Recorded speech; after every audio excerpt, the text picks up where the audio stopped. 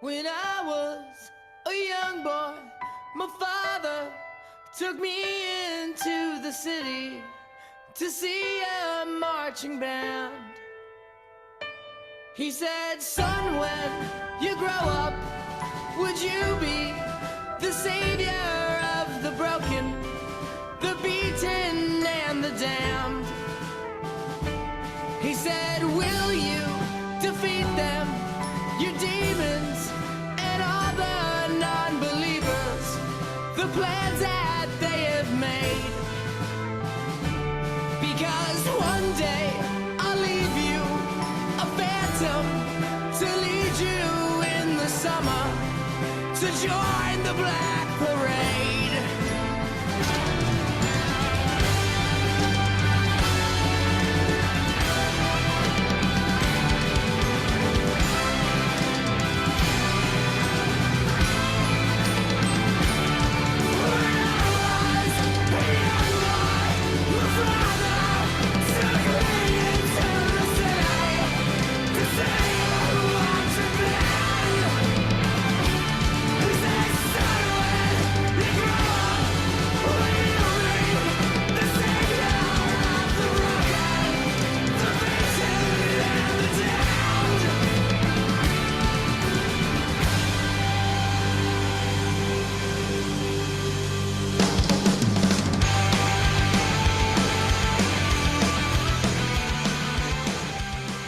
What is up, Rio Hondo Prep football fans? The wait is finally over. It is time to kick off the 2024 season. The podcast episodes started for us back in June, shortly after graduation. And wouldn't you know it, time has flown by, and here we are. It is the week 0 pregame show. It is time to join the Black Parade, if you will, leave our summer behind and start another 2024 football season. The defending 2023 champions will be taking the field at Care Park in Irwindale against the Francis Parker Lancers, much like they did last year, albeit down in San Diego for the season opener. And just couldn't be more excited to finally get this thing going. We've had the Meet the Team event. We've had a summer full of great episodes talking to my former coaches in Care Youth League, Major Bill Lee on July 4th. And then nothing but good stuff since then, with talking to the parents of the seniors, having a little tour of campus, some footage of practices. While the wait is over, it's time to get back out there and get things going. And I hope you guys are excited, are ready to support this team in every way possible, whether it's coming to every single home game, whether it's taking some journeys on the various road trips this year, or watching from afar in another state, another country, even on the NFHS network. I hope you guys are implored to just support this team and make Rio Hondo Prep football part of your weekly viewing habits, much like maybe your USC Trojans or your UCLA Bruins, your Vegas Raiders, your LA Rams, your Dallas Cowboys, whoever you follow on a weekly basis in football season. I would encourage you to make this podcast part of your routine on the pregame show, the postgame show, and of course, Friday nights. Although we don't have many Friday nights the first few weeks of the season, 3 to be exact. So we'll be back on Friday nights before you know it. And I thought, in general, I released the pregame shows on Thursday nights, 24 hours or whatever it is, 5 o'clock on Thursdays. And I said, well, rather than wait till Friday, let's give the people still the Thursday night pregame show, just to kind of keep things consistent, if you will. So today on the show, as we did last year, we will do a quick preview of the upcoming opponent, maybe talk about a few things from last week, although this is week 0 for us, so not much to talk about from the previous week. And then I will, as I've done the past year or so, I like going into the football rules a little bit, talk a little bit about officiating. And so we're going to do a little bit of that today in a special version. We have not one, but 2 guests on the pregame show today. As you know, I talk about the rules briefly and then get into a conversation, usually with an RHP alum, sometimes a member of the media or whatever. But today on the show, 2 quick interviews, one with a longtime football official going into his 50th year and a dear friend of mine, Mr. Bob Gordon, a true gentleman, of the game and someone I've learned a great deal from. We're going to talk for like 15 minutes about some officiating philosophies. There's no real, quote, new rules this year, but there are some points of emphasis that, again, I want our fan base to be educated on, to know what's going on, to kind of be ahead of things, not just yell out things randomly because, we don't know any better. We saw it on an NFL game on Sunday. I want us to be educated. So I'm not going to have a referee on every single week, but I thought for the first week of games here, let's talk with an official that is still working. I have not worked in, I don't know, 2019, almost 5-6 years, whatever it's been. I do miss it sometimes, but I would much rather be on the sidelines at Rio Hondo Prep football games and talking to you guys, the fine people out there. So quick conversation with my good friend Bob Gordon, just about officiating and rules and philosophies and things. And then we're going to get to our featured guest of the day, Mr. Evan Foor, who graduated from Rio in 2019, was a vital part of Rio's first ever baseball championship, which occurred in 2019. And a former Rio quarterback. So, I love talking to Rio quarterbacks. Most of them far better than I ever was, but it's fun to get things going with, the man under center, if you will. So Evan Foor will be on the program. He was a part of a kind of an era in Rio where it was kind of the mid-teens there, right? 17, 18, 19, where Rio was taking some real step ups and playing some tough competition. Evan specifically played Hawthorne and Artesia in his playoff games his senior year. So that's to give you an idea, kind of the elevation of the Rio program at that time. And of course, I mentioned the baseball championship he won. He was a pitcher on that team alongside Jack Van Cleve. And Evan went on to play college baseball. He still does to this day. I was surprised to hear that he was going into his senior year because he graduated back in 2019, but with a lot of the COVID delays and such, he didn't start as a freshman in college until he was 21 years old a few years ago. So Evan just finished his junior year at Oklahoma Wesleyan University, just outside of Tulsa, about an hour or so. And so Evan is led his team out there. He was an all-conference pitcher. Their team went to the regionals there in the NIAI level of college athletics. So he is a guy that has continued his athletic career, is doing a heck of a job. And the great Foor family, big Rio supporters. I know Tatiana Foor, his sister, was an incredible softball pitcher as well. So a lot of talent in that family and big supporters of the Rio program. So I thought, let's talk to Evan Foor, who just got done playing baseball. Got one more year left of eligibility. And even though it's football season, all of our eyes are still kind of in a baseball mode, right? Watching the Dodgers or whatever. So, Evan, I thought he'd bring him on. Let's start the year off with a current college athlete who graduated Rio Hondo Prep not too long ago. So that is what is in store here on the podcast. I hope you guys are ready. I've had plenty of coffee today. I'm ready to rock and roll. And man, if you've been to some of the practices like I've been to the past few weeks, listening to Coach Carson and Coach Sato, watching the boys work hard and just, bust it hard out there and working hard. I mean, you just can't help but be ready to go and fired up for this. So I hope you guys are bringing the energy and are ready to go. I want to look briefly at last year's game with Francis Parker. I remember it was August 19th back down there in San Diego, the long bus trip. And the boys came out on fire last year against Francis Parker, winning that game 45-14. Rio looked really flawlessly on offense. Alex Mustaine put the ball in the air a little bit. Nate Curtis had some big runs, of course. Some big time plays on defensive side from Rain Pollock, Tyler Dang. It was quite a performance from the Rio team, all in all, 45-14. And that would kind of be a catalyst for the season, as a lot of Rio's wins were kind of by that score, 42-45, and maybe giving up a couple touchdowns in garbage time or whatever. So that was kind of set the tone early for Rio. Of course, Navy SEAL BJ Jacobs was in attendance that night and spoke to the boys down in the locker room after the game. And I remember thinking at the time, man, life can't get much better. We had a summer full of podcasts.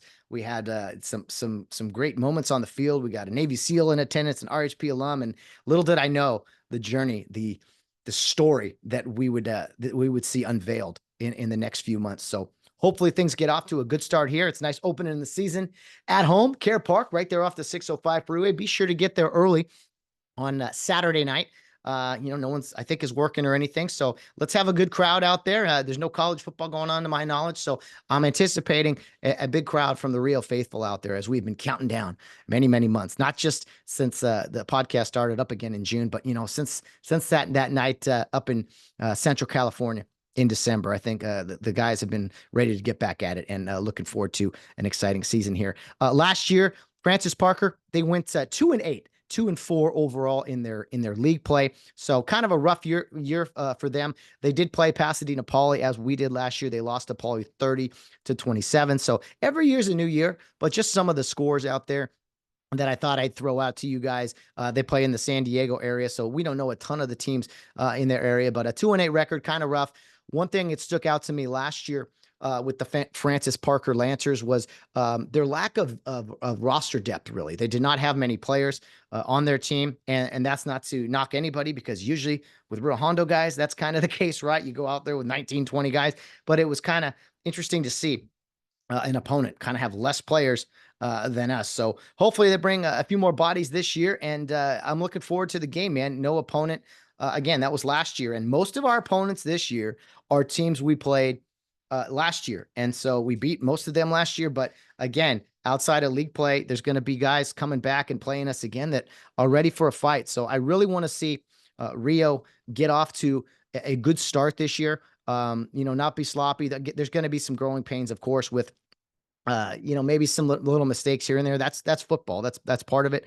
But my goal for this team is, I want to see one big thing off the top of my head that there was not a weak point last year, but was something that I think we can definitely improve upon, is the special teams. I want to see the special teams not just be good this year, but I want to see them be that really one of the units that takes us to the next level. If they kick it to us, hey, they're going to have big time problems. I want to see us cover well on kicks. We gave up, some big returns last year. I'd like to see maybe a block punt or two this year.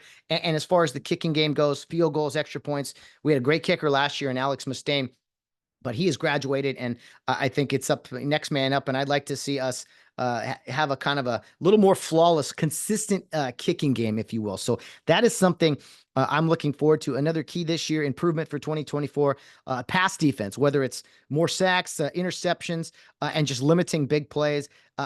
Teams are going to move the ball. That is just the nature of the modern era of football. But I would like to see us kind of up our sack numbers, maybe some more interceptions. We saw plenty of those in the playoffs, which was great. But I think we have some very athletic corners and guys in the secondary this year. And I hopefully with our blitz packages and our pass rush, we can get the quarterbacks on the ground more, at least hit them when they're throwing, because that'll cause some disruption in timing and things like that. So that is some things I want to see. Special teams, defense, on offense. I like seeing tempo, whether it's us huddling up and running the ball. We know we could pretty much run the ball consistently. I think I just want to see kind of an attitude and a tempo really with the guys. You kind of like whether it be something as simple as jogging to the line of scrimmage, and just kind of an energy about what they can do offensively. And then, of course, putting the ball in the air. Yannick Diaz, a quarterback in his junior year, got some snaps last year as a sophomore. I think he throws a nice deep ball. If we give him some time, and especially the play action game, I think Rio could potentially have some big time plays in the passing game. And of course, you can't really have those until you establish the run. There's no secret to that. That is kind of the Rio way. But if we need to go maybe up tempo or something, in later weeks or whatever, hopefully we can see some of that as just a wrinkle or whatever, to be able to just gives teams something to think about rather than loading the box on us and things. So those are kind of some of the things I'm looking forward to this year in our special teams, defense, and offense. And I kind of personally put them in order that way, because that's kind of the level of importance I see things as far as improvements needed on all three phases of the game. So just my quick little 2 cents on the upcoming season, now that we are going to kick things off, and talking about our opponent briefly. They haven't played any games yet, so not really much of a scouting report there. But let's now get into our rules, officiating side, philosophy portion of the show. Remember, generally, this will just be me for 10 minutes talking about a rule or a reason behind something. So yeah, I will never bore you guys too much with it. It's just a passion project of mine that I want to continue to educate the Rio faithful to be the best, most knowledgeable, educated fans out there in regards to the rules and philosophies. And if something goes wrong or something is misenforced or something, I take responsibility for that, because not only with Coach Carson trusts me to kind of give him words of wisdom in that regard, but you know what? Sometimes I've just got to calm our guys down as well, because we're passionate out there, and I try to be the voice of reason. But it's not to say I'm going to just always take the official side, because I want things to be correct. I want, you know, the good, the correct calls to prevail. And you know what, we need to act accordingly sometimes, because we do get a little carried away. I've been guilty as well, but in all, I'm a fan of the officials, you know, and they do a great job on the field, you know, trying to piece all this together. So I just want you guys to kind of have a little bit of that perspective and gain some knowledge along the way. All right. We are now going to be joined by my very good friend, Mr. Bob Gordon, who I've had the privilege to officiate many, many games with. And when I think of Bob on the football field, I just think of a leader, a guy that is smooth, a guy that is an older guy, but you wouldn't kind of know it once he's on the field. He's just carries himself. He holds you accountable for your actions as a crewmate, and he's also very, very good with coaches in just communicating, and also kind of you know, putting fires out when he needs to, if you know what I mean. So let's now get to it. About a 15-20 minute conversation with my good friend Bob Gordon, who is now going into his 20th year as a high school football official. It is now my privilege to bring on the show Mr. Bob Gordon. All right, we are now joined by my very good friend Bob Gordon, who I have officiated many, many games with. This will be his 50th season upcoming, officiating football. And Bob, I just want to know, what was Pop Warner like back in the day? You know, back when he started was playing football and everything. You've officiated them all, man. What's up? I think we called it midget football back then. Yeah. Yeah. I don't even know they had face masks on the helmet back then. I saw an old photo of you in the knickers and the kind of the looks like a throwback uniform. But man, you've been doing it a long time. This is your 50th year coming up for high school football. Yeah. Yeah. 50 years I've been at it. Yeah. I'm going to get it right pretty soon. Hey, keep working hard. Keep doing what you're doing. You know what I mean? As they often say. Bobby, I haven't worked since, I think, man, 2018, maybe something like that. We had some good times on the field and off the field as well, getting some guidance from you for many, many different ways. But yeah, what keeps you out there, man? What keeps you continuing to go out there and do it every year? Because man, 10 years, I got to tell you, 10 years was enough for me personally. Yeah. Well, I think there's a lot of things that keep you out there. Number one, I think if you played the game, you enjoyed it, you kind of want to stick with it. And that's what I've always done. It's kind of interesting on why I got started in officiating. When I was in high school, believe it or not, I was an offensive center and a defensive back. And one time, I know I don't exactly fit the true mold of a player, but I went both ways. And when I was a senior, I was playing defensive back, and a receiver ran an out pattern, and I saw it clear as day. And I stepped in front, and there wasn't anything between me and the goal line. It was a pick six for sure. And the receiver reached out and grabbed me by the back of the collar and pulled me down. And I was a little pissed, to tell you the truth, but not half as pissed as when I got up and there was a yellow rag on the ground and they called defensive pass interference. And I'm saying, I can be better than this. I know I can be better than this. So that kind of got me going. I always thought about that play. And one of the things I tell the younger guys is you got to focus every play, because it can make a huge difference. So that's just so one of the reasons I said. The other reason is I stay in football is because, as you know, we just don't have enough officials. Yeah, we don't. And there is a portion of me that, you know, early on, I felt bad not going back out there, but I'm doing something now that is very, very fulfilling. And maybe someday, I always say maybe, you know, I'll be able to do both. But a lot of people listening to this show, they're not officials. They're Rio Hondo Prep football fans and alumni. But it's still within me to kind of educate the fan base. I want our fans to be educated on not only the rules, but the philosophies, and just get a little taste of the officiating mindset, if you will. So that's kind of the purpose of why I bring you on and just talk rules and such, because there's so many fans, heck, Bob, many coaches we know that don't know the rules at all. So this is kind of my new passion project, to kind of educate a little bit. Beautiful. Yeah, I think it's important for officials when they go on the field to have some philosophies about what is a foul, what isn't a foul. We talked last night at our officials meeting about advantage, disadvantage, and it's so important to be able to recognize what affects a play. And the only way you get that is by having some experience. You were an all CIF quarterback, so what it is, what's important, what's not important, and you were able to transfer that into your officiating. And my God, we would sure love to have you back. That's for sure. Yeah, I do miss it. There was an element of being out there. When you coach, you're on the sideline, when you're observing, you're running a podcast, you're on the sideline. But man, being on the field physically, that was the next best thing to playing. And I will say that always. So yeah, you mentioned some great points there. Advantage, disadvantage. Like, okay, was that a hold? Maybe it was a hold, but did it affect the play? Was there an advantage gain? We used to have a philosophy pretty much if there was a double team on a guy and maybe there was a grab, you're probably not throwing a flag on a double team with a hold because they're wasting a block. It's just little things like that maybe the average fan wouldn't understand, because even though we wear black and white stripes out there, it's not black and white all the time. There's plenty of gray in officiating. Absolutely right. And with today's TV exposure of football, everybody sees the replays and they go, we don't have replay in high school. We have to make the call now. And they're bang, bang plays. You mentioned a little bit earlier about defensive players. What is a defensive player and when can you hit them and not hit them? Well, one of the things people don't understand is that you can always hit a player unless it's pass interference. You can always hit a player with open hand push between the neck and the waist in front. So if people see that, they hit a defenseless player. Yeah, maybe the guy was defenseless, but that's not an illegal hit. That's just an example of one of the things that fans need to understand as they begin to look at a game, hopefully more objectively.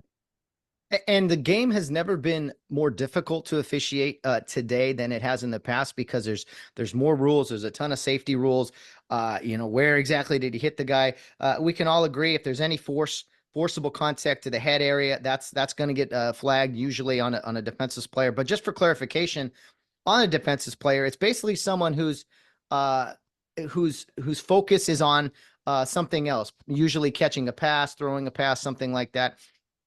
Or even as a defender looking to tackle someone, you want to go unnecessary roughness, basically, if it is excessive. Pretty much the easy way to explain that to fans is now the whole, blowing someone up. Even though back in the day it was legal, that's just not the way it's done anymore. And I always tell our guys, Bob, if you use your shoulder pads into tackling somebody, especially, if you also include a very significant wrap where you're showing the official, hey, I'm trying to wrap this guy up, and there's still forcible contact to the guy, more often than not, you're going to be okay there, because there's an emphasis on wrapping the guy instead of just throwing your whole body into him. Yeah, right. Exactly. That's the thing you can do. In addition to pushing them in the front, you can wrap them and pull them down, because that's not going to hurt a guy most of the time. And again, that's the philosophy. What would hurt a guy? What would hurt a guy? And if you see, that's too much. That's when you throw on it. And the other thing about defensive players where we really see it is when there's a change of possession. And the runners start coming back the other way, and the defenders are kind of going, they don't see his teammates coming at him, and they come and they hit him, and they just blow him up. That's a defenseless player, and we have to really watch that one. Again, let's go back to the whole thing you said. It's about where is the focus of the guy who's getting hit. If it's not on the guy who's coming at him, he's suspect right there. Yeah, as the ball carrier, or likely that's the guy getting hit usually, is, if he sees the defenders coming and he's lowering his head or he's embracing himself, well, to me, he's not necessarily defenseless anymore, because he is actually, quote, defending himself. So he can't be defenseless, really. And again, if you launch into the guy's head or something, different story. But yeah, defenseless player has been something that has been a point of emphasis for years now, and they're just kind of constantly clarifying it because the game is trying to get safer and safer. And hey, I got to tell you, Bob, I missed those big blindside block hits in the game. I miss seeing that, but because I used to do that and it was a lot of fun after interceptions and things, but you just can't do it anymore. And our guys pretty much know that. They know to kind of just screen guys off now. But yeah, there's temptation out there. I'm gonna light this guy up who's not looking, but you just can't do it anymore.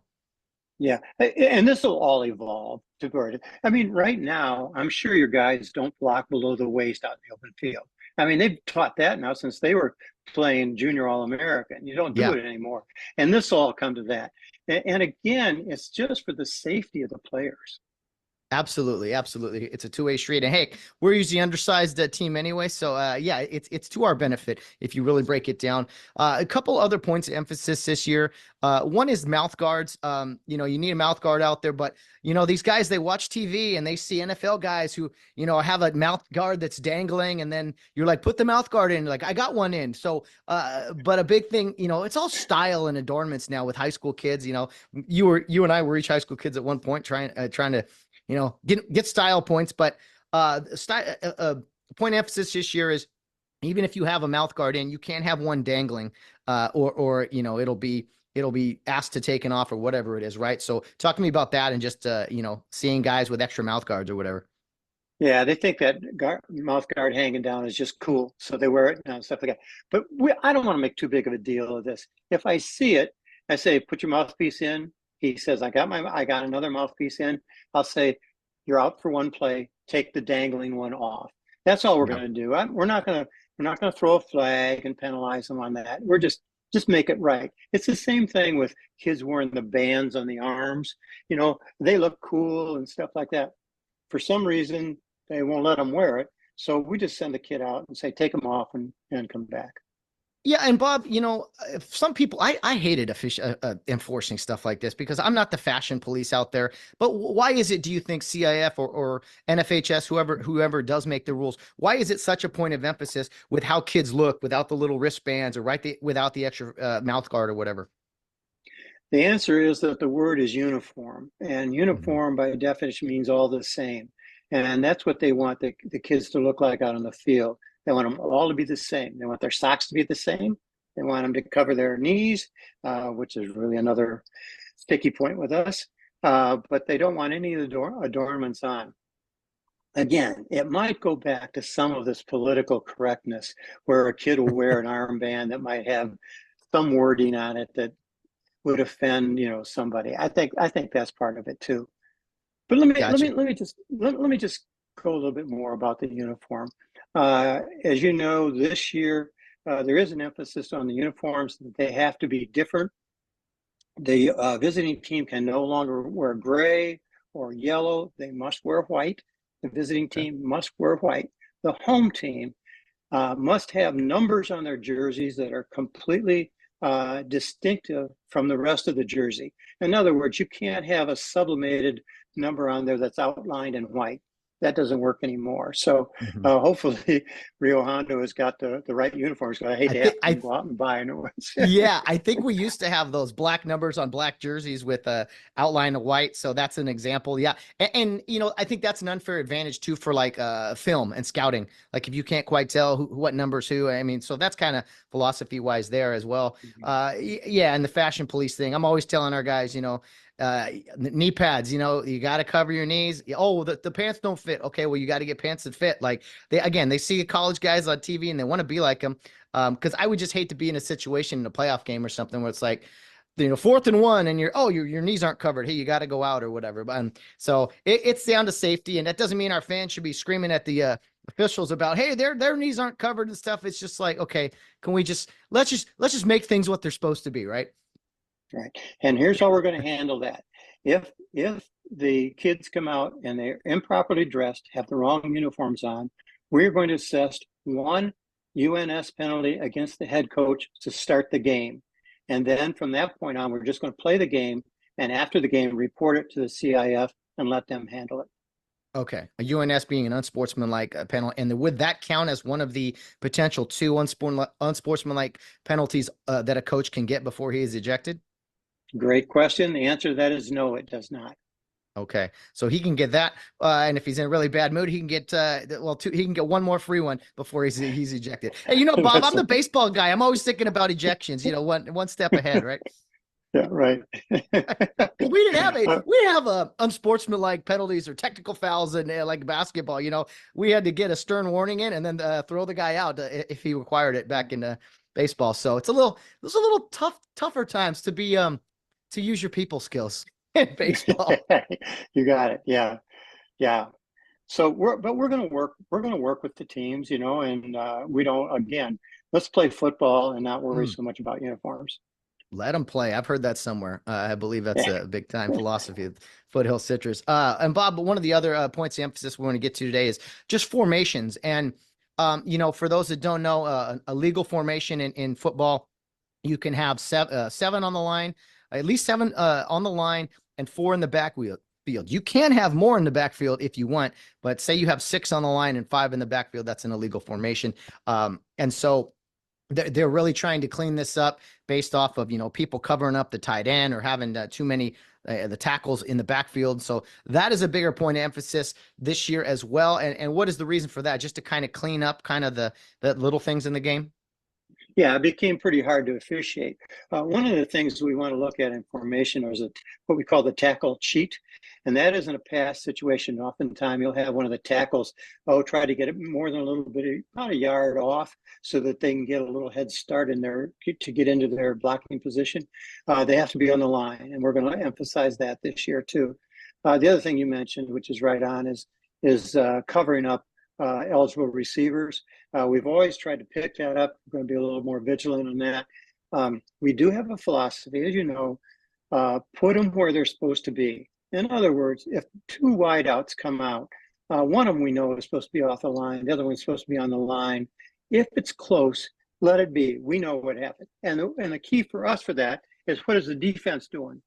Mm-hmm. If the defense is covering them up, we're good. Let's play football. Yeah, we make it what it's supposed to be. Yes, exactly. Yeah. And then talk to them after the play. Say, hey, you're putting pressure on me. I don't know where you're supposed to be. And they'll usually clean it up. Nobody likes a lot of illegal formation fouls, right? That's just kind of something. Maybe you get one in the game and then, all right, you clean it up. And I want to clarify something too. You can cover up an eligible receiver. That is totally acceptable. However, that receiver is now ineligible to go downfield and as well as catch a pass. So for fans are like, they covered him up. It's like, yeah, but then they ran the ball. So it's just little things like that we won't always clarify. Yeah, I mean, you can put 10 on the line of scrimmage if you want, just to have the quarterback back there and run. I don't care, that's great, but yeah, I can't do it. And the foul for an ineligible who's covered up going down and catching the pass is twofold. It can be an illegal touch, or it could be offensive pass interference. And we usually pick whatever hurts them the most if that penalty is to be enforced.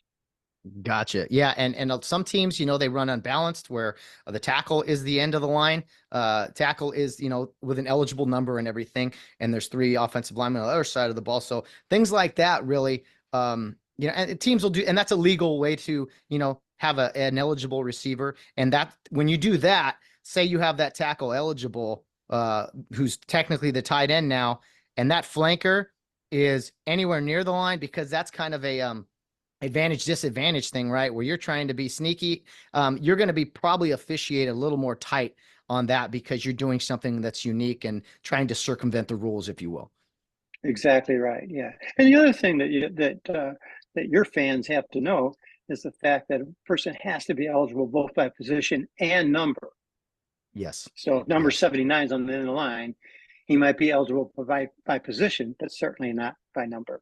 Numbers 50 to 79 are ineligible receiver numbers in the game of high school football. So there's other levels, they do other things to go around that, but there's nothing more funny and less credible for us than when fans or especially coaches start yelling out NFL rules to us on Friday nights, right?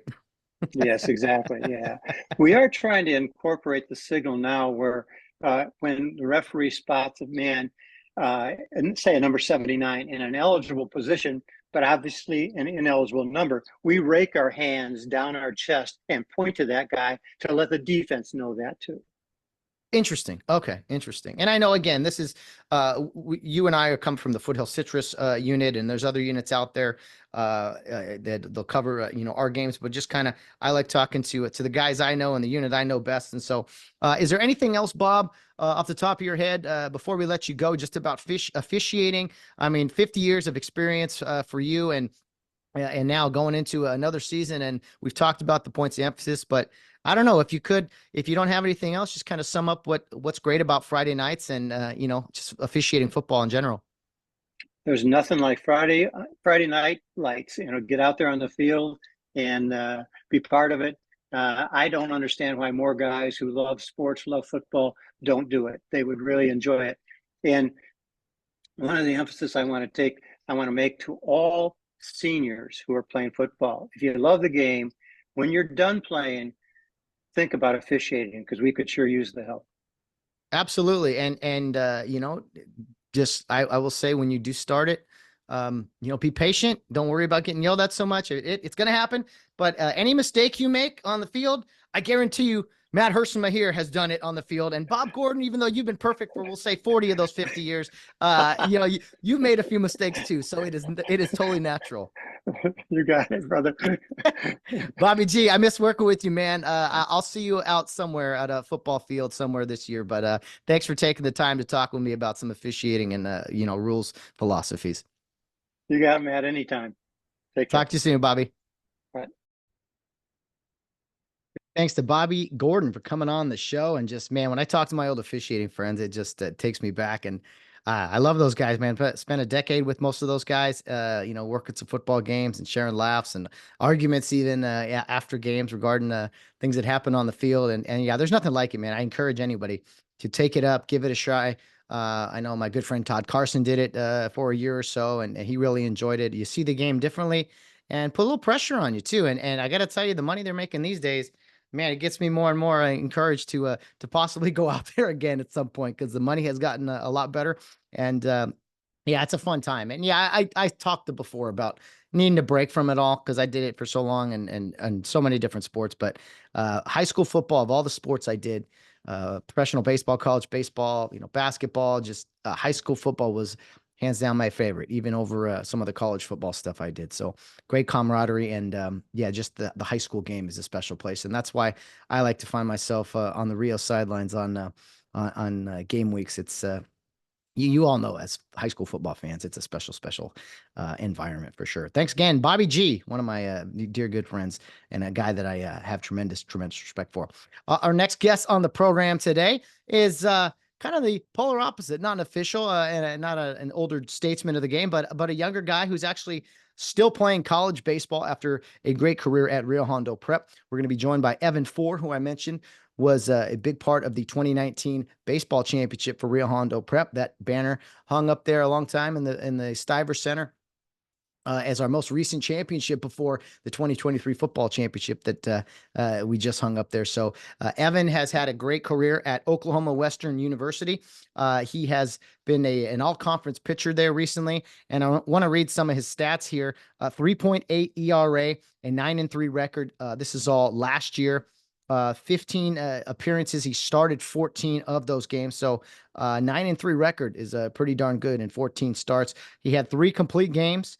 Let's see, 97 innings pitched, gave up 88 hits, 43 runs, only 41 of those earned, 33 walks, 73 strikeouts. As far as hits go, man, in 14 games, you never want to give up homers, but in the metal bat era of college baseball, he only gave up 6 home runs, which I think for a full-time starter in college baseball, honestly, that's pretty darn good. I got to say, for any level of college baseball. So opponents' batting average was 242 against him. So that kind of gives you the idea as to the control and the level of competition Evan Foor has on the mound. And, he's still got another year left. He was a great pitcher at Rio, whether he was starting or closing out playoff games, and had a chance to chat with him not too long ago, not only about his current playing days with some baseball, but also just how he watches RHP football from afar. Like, we have so many fans out there, they're watching the podcast or tuning in to the NFHS network. that follow this team and stay up late and watch every week. And again, Evan was an incredible football player himself for Rio Hondo Prep, but a guy that continues to be a shining example of carrying on his athletic career to the next level and continuing to compete and represent Rio Hondo Prep in every single thing that he is doing. So I will now pull up our conversation that we had recently, and we'll hear a little bit of baseball, but also, a recent graduate of Rio and just kind of what it's like, competing at the next level, what Rio football means to him. You hear a lot of this in our pregame shows in the fall here, as we like to bring on usually a member of the alumni, talk about their experiences and why they continue to follow it. So without me rambling away anymore, let's now bring on our alumni, our featured guest today, Evan Foor, who is back in California, but in the fall he'll be back on campus out there at Oklahoma Western, and in the springtime we'll be slinging it from the pitcher's mound for his senior season. But once upon a time, Evan Foor, quarterback at Rio Hondo Prep, and of course stud pitcher. Let's now bring him on, our featured guest, representing our alumni, a 2019 graduate, Evan Foor. All right, now joining us is 2019 Rio Hondo Prep graduate, Evan Foor, and probably most notably 2019 CIF baseball champion, Evan Foor, who's now pitching college baseball out in Oklahoma. We got lots to talk about, but first off, let's say hello. What's going on, Evan? What's going on, man? How you doing? I'm doing well, man. It's summertime. Football's right around the corner. Life can't get much better. Right. What's up with you, man? You just got back from your junior season playing college baseball out at Oklahoma Wesleyan University. How did your junior year go? And tell us about it. I had a good year. It was pretty successful. The team was good. Right now I'm just kind of starting to ramp up and get ready to go back. Other than that, it's just been good. Yeah, you were telling me off the air, or we discussed, you're a humble guy, so you won't mention it, but all conference pitcher, I believe you were out there, and you guys made a regional, so made the postseason. Man, you graduated in 2019, so you're going into 2024, 5 years after graduating high school. You're still not a senior yet. You're about to be a senior here coming up soon. Right. The COVID time, and you got all these ways to skedaddle around time and keep playing. So why not do it? Hey, you keep playing ball, man. It's like the rest of all of us. We wanted to keep playing forever. The wheels fall off, huh? Yeah, until they fall off. Some of us fall off sooner than others. So would you say you were a 21-year-old freshman going into Oklahoma? Yeah. I was almost in my sophomore year in the classroom. Wow. And that's because 2019, so the 2020 baseball season rolls around, which is right when COVID was. I was umpiring at the time. Everything shut down. And then you went to Rio Hondo Community College trying to play there, but then it just didn't happen there. So that is why you ended up not a student until 21 years old or whatever. Right. That second year after the first year, I really didn't take units. I literally took one class each semester. So like the way the clock works, you get X amount of semesters or stuff like that. And it's just kind of find ways to not waste a year when there's no ball going on. Well, yeah. And, some of us, Rio Hondo, alums, some of us, it took us into our mid-20s to graduate college, but we also didn't start at 21. We started at 18. So I don't know what that means about us, but I think it seems like you're doing good things. I got to ask, how did you end up at Oklahoma Western University? I'm sure the fans want to know. It was during the second part of COVID after the original shutdown. And games, there was still no games or leagues going on, so I just started throwing live at these indoor facilities, and from there I got an invite to go throw at a prospect camp with X amount of schools that were there. There was quite a few schools there, and they were one of the schools to reach out to me and really want me. So I mean, that's cool. So when you got the offer, we'll say, were you, be honest, were you kind of like, Oklahoma, I'm going over there, or were you kind of just open to the fact that, hey, so whoever wants me, I want to chase it? Yeah, especially at that point. I was already turning 21, and all the chances or opportunities I could have had at the community college that were supposed to happen unfortunately it didn't happen. So sometimes, you just got to roll with the punches, and that's what presented itself, and it was good. I mean, it was really good. Got to go out there and kind of just come into my own a little bit. Yeah, man, anytime you can continue playing the sport you love, it's a great thing, especially at the next level. And Oklahoma Western, where exactly is that in the state? It's at the very north part of Oklahoma. It's about 45 miles, so about an hour north of Tulsa. Okay. So that's probably the easiest airport for to get in and Tulsa, out of. yep, Tulsa right Yeah. there. Yeah, it's a Okay. little bit away from Oklahoma City. It's like Okay. 3 hours away from Oklahoma City, but I mean, people still drive down there. I mean, there's not much to do, so But people, bro, we're Californians. I mean, how you yeah, deal we with that? got we got everything within. Yeah. How do you as a Californian deal with that Oklahoma weather? Any tornado warnings or anything? Yeah, I've been in a couple. There was only one where we actually had to get like into the shelter because it was actually going to come through the town. Oh man. And like, I mean, there's at least a severe thunderstorm warning, at least like guaranteed once a week, but it was never this serious. And driving back after the tornado cleared the town, the road I drive back to go back to my house, there's trees in the lines, everything. I mean, it was quite the scene Wow. to see, to be honest. Man, oh, that's scary stuff. But I guess everyone says the same stuff about like Earthquakes. earthquakes out here. We're Yeah. like, yeah, but Hmm. we don't even feel them half the time. So, No. Evan, we got to talk about some Rio Hondo football. You're a quarterback. I always love talking to former Rio quarterbacks. Yeah. We got Rio baseball to talk about, but let's go with football first because it is a football show. Last year the team went on this great run and finally won that championship that we've been trying for a long time. You graduated in 2019, so you played in some pretty big time playoff games at Rio as far as football went. The Hawthorne game in the first round, the Artesia game in the second round. These are big time programs that you were kind of the beginning of us really taking on and having success over some of these bigger schools like we would later on with Charter Oak, Santa Monica, et cetera. So what was that like kind of if you remember, if you could take us back to playing football at Rio and playing some of those bigger schools in the playoffs and such? I think that's what I mean, all the when we were together, that was all we would want to do is kind of just see who we can kind of knock down, be the little uh the underdog as usually we are. And I mean, I think you always are going to be extra jacked up, extra fired up when you're going against schools that in a sense you kind of don't belong with. But I mean, to become elite like the way Rio has kind of really pushed that, we've started, like it's even got on a larger scale now. It's like Bishop Amont, or who was it, Charter Oak, um, the CIF final, like these big, big, big time schools, with guys going places. So it's nice to go up against guys like that and compete. And then next thing you know, you hear these guys starting in their junior year at this college and this, and you're like, that's it's kind of crazy, but I mean, it's fun. Yeah. Oh, it's absolutely a blast, and to see where the program started and kind of what it has evolved to, everyone has had a small part in it, and it was kind of you Right. guys going through a change. I believe.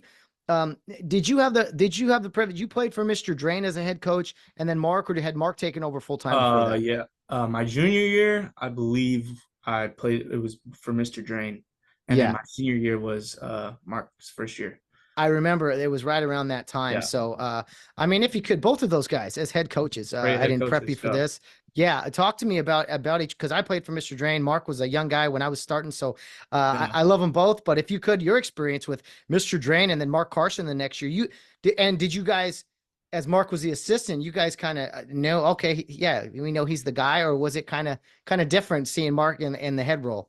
Well, that my junior year, I didn't play immediately, and then probably a couple games through the year, or maybe the second game, third game was when I really started to play, and then I remember uh looking back, like not in the moment, but looking back, yeah, it's easy for me to kind of tell how Mr. Drain was kind of like grooming Mhm. uh Mark Carson, and I just think the way that he was able to like instill confidence, like that quiet confidence Mr. Drain walks around with. I think traits like that are very, very prevalent that his players and the people he coached, Yeah, there's no doubt. There's no doubt about it. And Mark coaching on the defensive side does a great job and always has. And yeah, when Mr. Drain was coach, when he took over from Mr. Johnson back in the day, it was like, okay, Mr. Drain's the guy now. And then Mark, and he's taken the program to new heights big Yeah, time. he's doing a killer job. Yeah, and just a guy, I gotta imagine, that you just love playing for. You love that he challenges you and pushes Yeah. you a little bit. Yeah. Yeah. I think that that route that he takes to kind of get to us, he's obviously a little bit more fiery, a little bit more loud, and it connects with the players, sometimes you need it, and he's got that, and he obviously knows how to tone it back, does all that. He's great. He's great at what he does. I think he's really found out what works for him. And I think especially since he started, obviously a lot of it is trial and error. And I think he's honed in on what works, and he's doing it pretty well. Yeah, no doubt. And another coach I think we got to bring up is offensive coordinator Randy Johnson. As a quarterback, you work hand in hand with him. He's done a fantastic job with our quarterbacks the past few years and the offense in general. But I mean, if you could, as someone who had the keys to the offense, really driving Randy Johnson's car, for a couple of years as a quarterback, if you would, I mean, what was that like with him and his approach?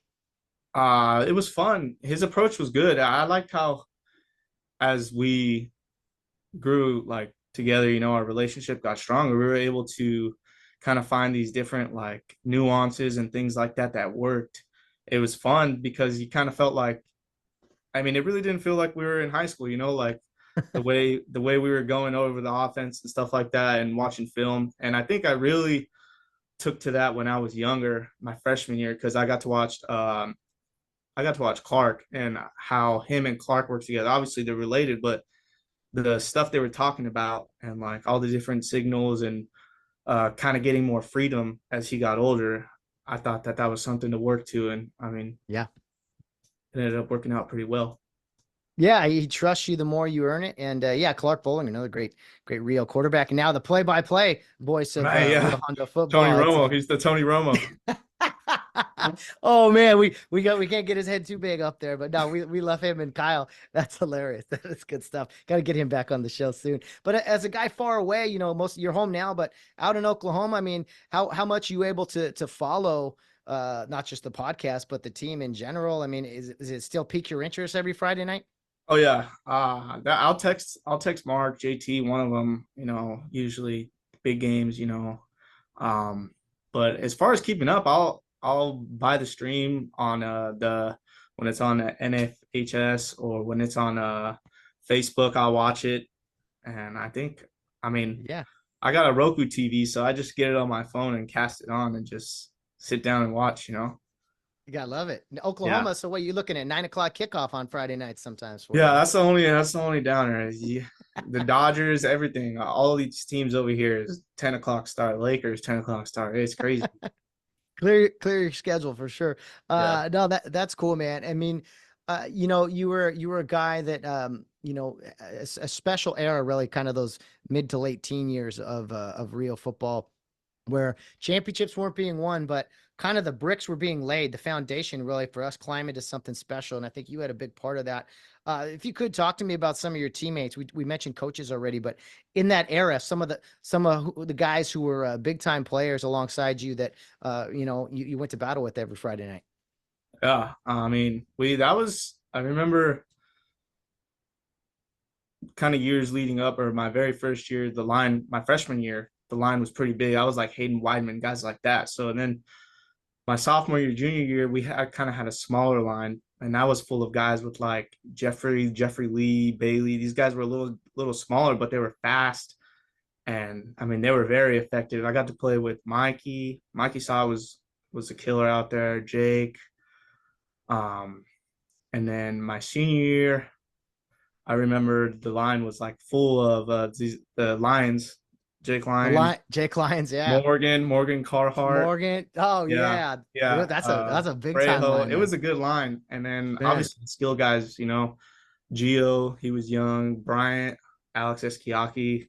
I mean, Jake Lang, Martin. Studs. we were just starting to feature those young guys towards my senior year, towards the end of the year, and we were starting to realize like we could just give these guys the ball and let them run wild.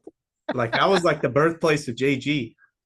Yeah, I remember. I think like because he was on kickoff return and he was just like scampering around. Nobody could see him. And yeah, like next thing 5'5" or he's at the whatever it was. 50-yard line.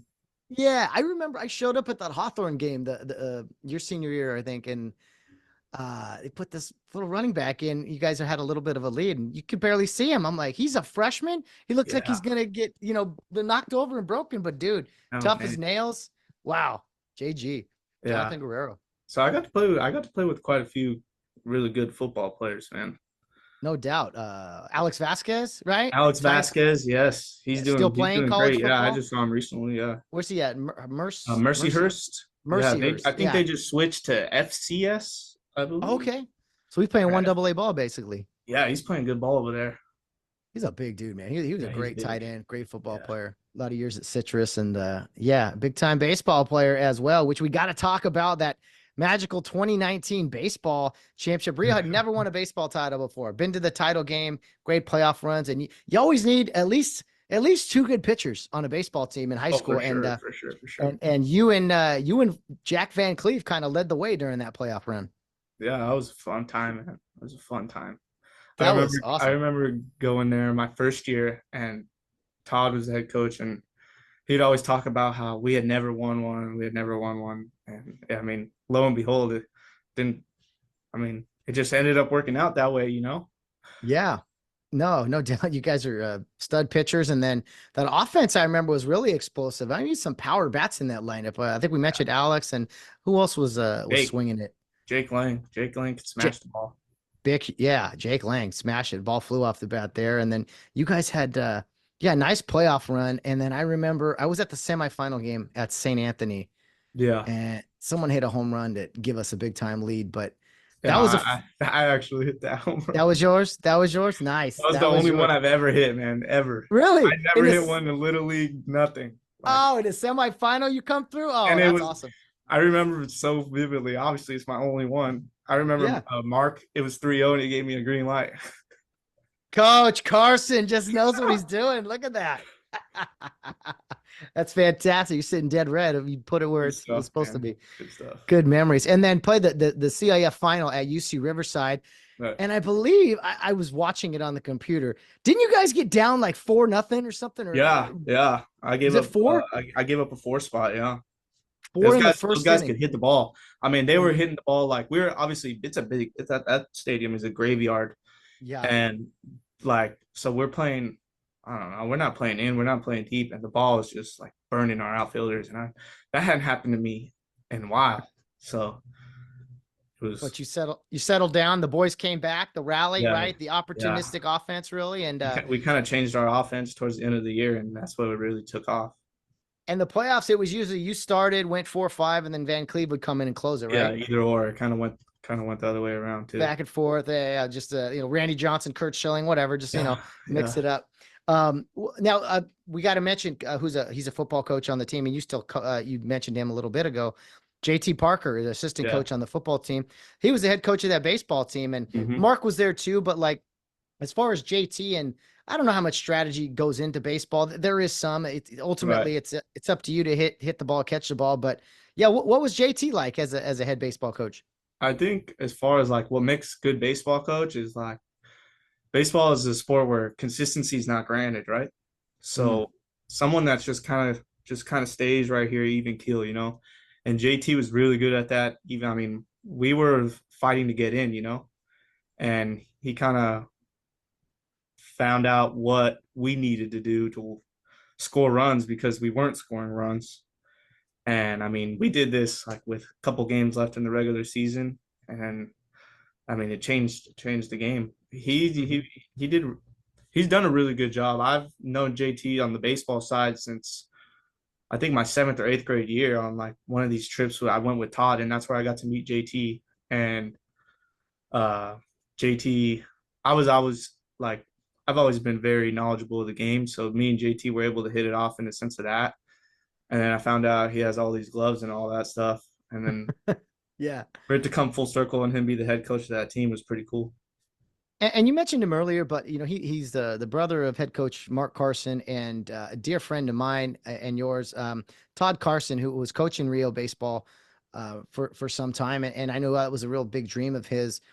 For him to see, his dream was to lead Rio to a baseball championship, and he wasn't the guy who did it, but I felt like Todd would. Nobody's done more for RHP baseball than Then Todd Carson over yeah, a few decades. yeah, yeah. His I think his like he's like so relentless, and like he's Yeah, got this mindset where like nothing can stop that guy. And everybody that's played for him knows exactly what I'm talking about. And he would like he would kind of be like, like your dad, like, come on, let's go to the park. But he would like get guys out there. It wasn't like he was pulling teeth. Like it'd hmm be lunch and guys are out there taking ground balls and he's just swinging that fungo. this And I think relentless. I think things like that is why Rio baseball is was able to, because I mean he was coaching a lot of those guys before JT was able to take over. So Yeah, once JT took over, JT kind of brought in his own strategies, his own mindset, and I think it just worked well. The mesh was good. yeah. I don't think it gets done without it eventually happens without Coach Todd Carson No, from all the things behind the he coached scenes. some And other good players too. He coached Samson. Samson was a monster. oh Samson, yeah, yeah, the big time left, maybe not lefty, but he was a yeah, he huge went to giant Rio pitcher. Hondo too. Yeah, he went to Rio Hondo for the fall or the spring too. Oh, for Rio Hondo JC, Yeah, good old coach Mike Zalazar. Uh, Fun times with him over the years. No, in all seriousness, yeah, I mean there was Todd made guys want because baseball, honestly, at yeah, Rio, that's a good way to say it right there. That is a Todd good way made to say guys it. want to play baseball, make guys interested in baseball. Whereas baseball, honestly, for the most part, it's like if you're honest, Boring, you're like, pretty we've boring. already Yeah. we played football, we played basketball, it's springtime. I don't know. But no, he made you care about baseball and want to Yeah. be good at it. And Mhm. him and I talked a great deal about baseball over the years. And so yeah, I just want to give Coach Todd his props. You Yeah. you haven't played baseball at a young age, not just at care, but I think you and your family, your sister Tatiana, you guys were really into I don't know how else to phrase it besides like travel ball and playing a Yeah. lot of extra baseball over the years Yeah. Yeah. and Yeah. We softball. did. We did care.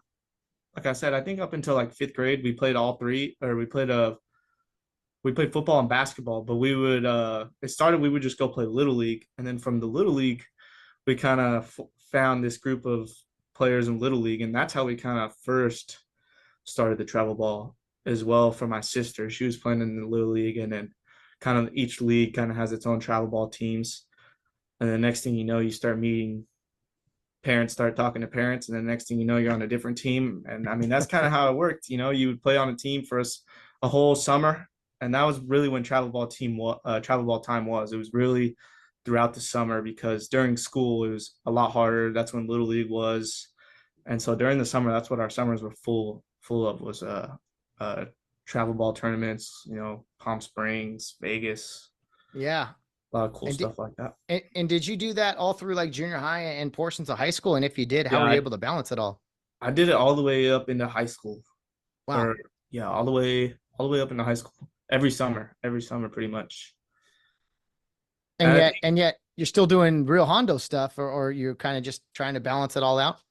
well, I was I didn't go to Rio Hondo for middle school. I went to a different middle school, and that's I think allowed me to do it.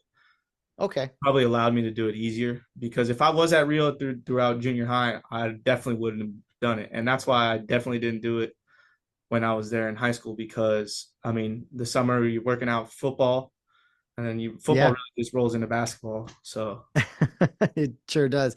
So what was there you went through care, was Rio just not an option when you went to junior high, or was there kind of like, I think I want to end up going to Rio, or were you kind of thinking about going elsewhere for high school at the time? I think I think we just kind of rolled with what was close and knew what was good because I mean we did commute quite a ways to get to school, but it also helped because my mom worked in the area. But I think Rio really became an option once we put my sister wanted to play volleyball, so we put her back in care. And Okay. then she was playing tournaments there at Stivers, games at Stivers, and Mark was giving visits, and my mom asked for a visit or like a little tour. And I mean, from there, she came home and she was like, I think I found the place you're going to go to high school. And I was like, really? Like, so what are we doing now? Because I mean, I think the plan was I was just going to go to Upland High School, you know? Okay. So you commuted from out in the east out there in Oh, the yeah, Empire. Fontana, from Wow. Fontana. Dude, Yeah. it's amazing how many guys commute Will from Tirico used to do that when he was coming to Rio. Yep. Yep. So, A lot of guys have done that. Teammates of mine, Maynard Bojorquez and Fred Monteblanco. These are guys, it's amazing when you really think about, wait, you guys traveled a great distance like that to go to school. We're not talking like 5-10 miles. It's like no. rush Good hour. Hey, but hour. it Yeah. probably made you better time management wise though, right? Oh, yeah, for sure. I mean, sometimes you sleep in that car, but I mean, majority of the time you try and gather your thoughts on that ride home to figure out how you're going to Yeah. get everything done as quick as possible. So I think we covered this. So you were not in Care Youth League, or you were at one point? I was in Curious League. I think I played Okay. like 3 football seasons there. Gotcha. And what do you remember? I always like asking the guys this. I know my experience is like, did you ever have any memories or moments of like as a kid or junior high guy watching Rio Hondo games, or even as a freshman or something, like players that you kind of looked up to and were like, oh wow, Rio Hondo football looks pretty special?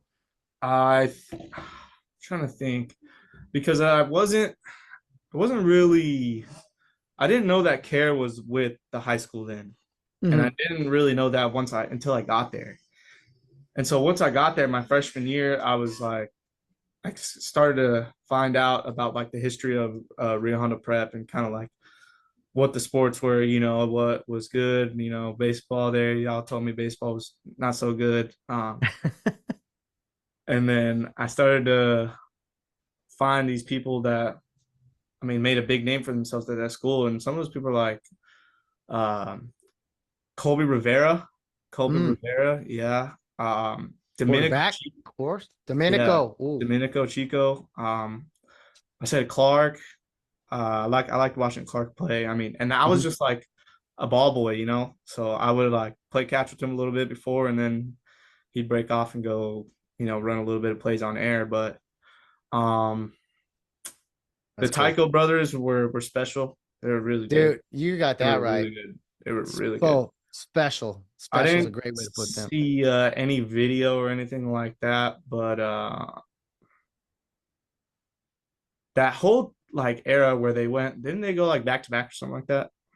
They won Like, in 11 and 12, yeah. And then they yeah, like lost. that era right there was where I really found out like how good this school was at football. Mhm. Yeah.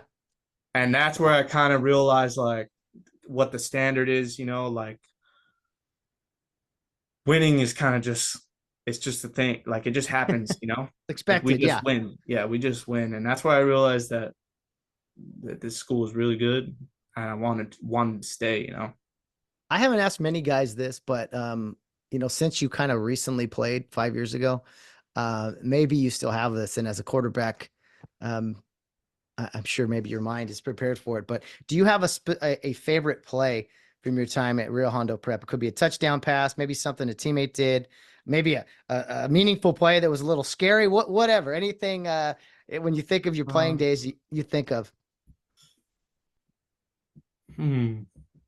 I think I don't know if I can remember like a favorite play, but I just think maybe like a couple throws, like a couple like throws where I'm like where I seen it and I was on video and I was like, dang, that's a pretty good throw. But Yeah. I did notice you're on some of the record books and things of longest throws or like total yardage and things. So yeah, you have to I put the think ball in my the air. best game was I think it was like Laguna Beach or something like that. We were losing. We were losing That's pretty bad. right. We were losing pretty bad, and then we were down like 2 touchdowns at halftime, and we came back, almost won, something like that. Yeah, Lost in the yeah. last second. We lost in the last second like 50 times that year. Big Bear, But we you're right. lost and like the last on a field goal or something like that. It's Oh those are man, losses. frustrating for sure. Yeah, you know what? I'm with you. Sometimes the losses they stick out so much more than the wins because you're Wins. yeah, you're Oh, supposed for to, sure, for sure. right? you're like, oh yeah, the one time I threw this pass or that. So anyway, that's good stuff. As far as a career, Evan, what are you looking at? You got one more year of college baseball. Yeah. So I, right now, oh my bad. What were you saying? oh no, I'm saying what are you studying and kind of what are you looking to do after college? Yeah, right now I'm studying marketing, business marketing. So I'll graduate with that marketing business degree. And then after that, I mean, I plan to come back and work here and sell market here. Um, find Cool. I like to golf. I like to do stuff like that in my spare time. So I figured that I'll be doing a lot of that once I'm done with baseball, and work and try and stay somewhat fit. Those are good goals. Those are very good goals. Yeah, putting the Oklahoma life behind you and coming back to California. Good stuff. Yeah, I wish you nothing but the best, man. I like following you on social media. If you haven't done so already, fans, he's on Instagram and you can watch OKWU Eagles, I think, on Yeah. Instagram as well, where they put up all kinds of stats and some photos of Evan and his teammates playing ball. So it's fun to watch Rio Hondo guys go to the next level, whether it's Ryan McCulloch, Cal, or you, or Yeah, JG at he's Citrus. that's one of the probably bigger ones, other with Landon Goodwill, right? Yeah, He went to Division 1. As UTEP. far as baseball though, I remember talking to Isaac Hogan quite a bit because Yeah, he went and played at PCC, and he stud pitcher, man. at a Just school in LA. I forgot what school, but I remember talking to him a little bit about playing like kind of past high school, and that was pretty cool. Yeah, it's all one big family, man. It's nice to see this support system that is within Rio. And again, that's the goal of the podcast. We got to get the Hogans on the show, man. I'm just all these names, man. I'm trying to put them all together and like there's just You'll get them all one day. I'll get them That'll all. be Avengers Endgame right there for you. Well said, man. Well, Evan, in wrapping it up, if you would, man, it's been 5 years for you, but you still watch the team from afar. I know Rio Hondo special to your family, but if you could sum up why Rio Hondo Prep football is special and the program, if you could, what the program kind of means to you, being a recent graduate and CIF baseball champion too, but just Rio football and Yeah. why it is special. I think what makes real football so special is, I mean, we're in a big populated area, right? And it just feels like the only thing that matters kind of in this Rio Hondo Prep culture is kind of football. And it kind of gives you that feel where that's like for those, whatever it is, 12 weeks. I mean, that's really all that matters is really just football. And then also the relationships you make along the way, like you meet these people and I mean, right, you eventually get older and you kind of grow apart just due to time and everyone's got their own thing, but it's like those are people that you will never forget and they'll also always be, some of your best friends. And I think that's like some of the cooler stuff that's stuck with me from real Hondo Prep football upon all the other things, but I just think that part of it has carried the most weight, I believe. It's really taught me how to manage your relationships, stuff like that, and how to treat people. I think it's taught me a lot as far as that side of it. Well said, Evan. I couldn't agree more. Appreciate your time. And yeah, we got to remind, fans sometimes don't forget about the other sports. We want to, we don't have all the time in the world for to do the show all year round, but we try to still care a little bit. Basketball, baseball is a great sport. We're playing golf now at Rio Hondo. Yeah, I heard about that. What in the world, man? It's Dave cool. was telling me about that when we were golfing recently. Yeah, that's pretty cool, huh? How's your swing, man? You swing it pretty good on the golf course? Sometimes it's good, Yeah. Okay. So you're like Sometimes it's good. you're a normal person then. These guys Yeah. that hit it straight every time, I can't trust them. Yeah, no. Those are the people that you want to take to the scramble for sure. Scramble. I love it. Hey, dude, all seriousness, I hope to see you out at a game or but if not, thanks for supporting from afar. And hey, Absolutely. we'll be watching you closely on the diamond, man. Enjoy your last year of baseball and college. Appreciate that. I'll be keeping up, man. All right, brother. Thank you. All right. You have a good one.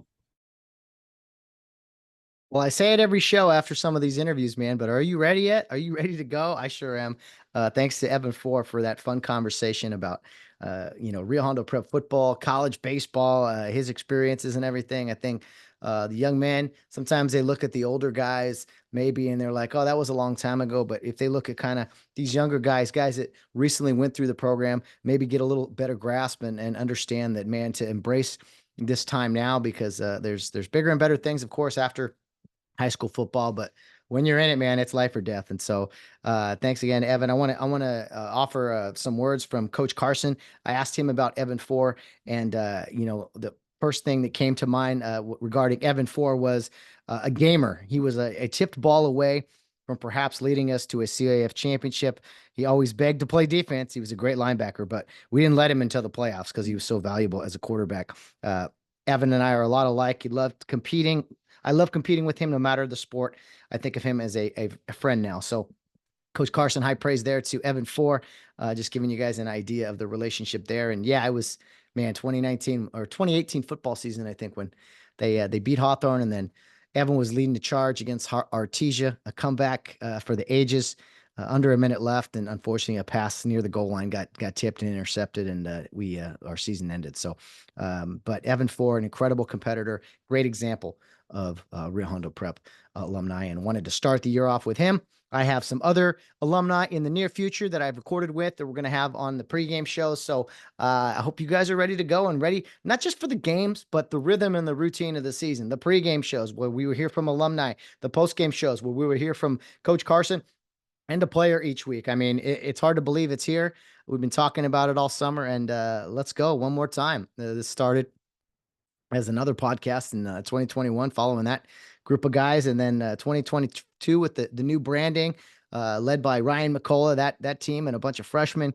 A fun season. Last year was one for the books. How are we gonna top last year? It's hard to believe, but you know what? You just keep this thing rolling. And I know today's show, pregame show, a little longer, but wanted to start things off with a bang and just get everyone in the right frame of mind for the Rio Hondo football season. We'll be supporting the other sports as well. The girls volleyball. Don't forget to check out the junior high football program.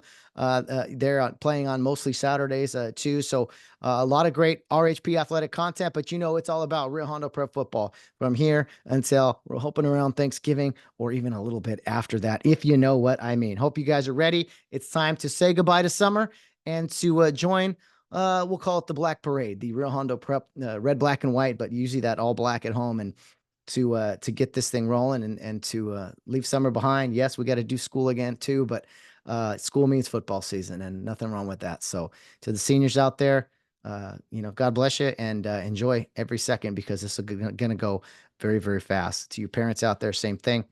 And to all the RHP faithful, enjoy every snap. It's here.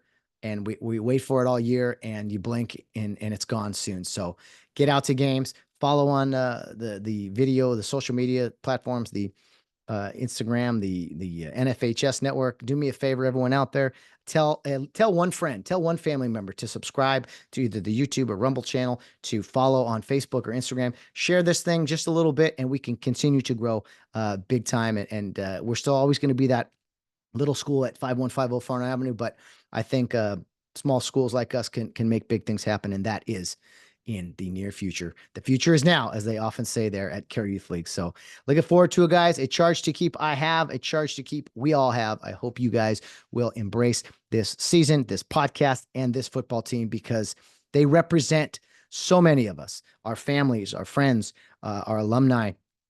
It's bigger than just one player, bigger than just one team. This is a special program that has existed for many decades and will continue to go on to big things. And it's my job to promote every aspect of it and to get the word out as best I can. Thanks for tuning in, guys. We will see you Saturday night at Care Park in Irwindale. Get there early. Let's cheer on our boys in the heat of the August summer, but the kickoff of the 2024 season. The Black Parade, it's here. Let's get on it. And as always, guys, in closing, it's your friendly reminder to be humble in victory and gracious in defeat, because we always have a charge to keep. See you Saturday night. Let's go.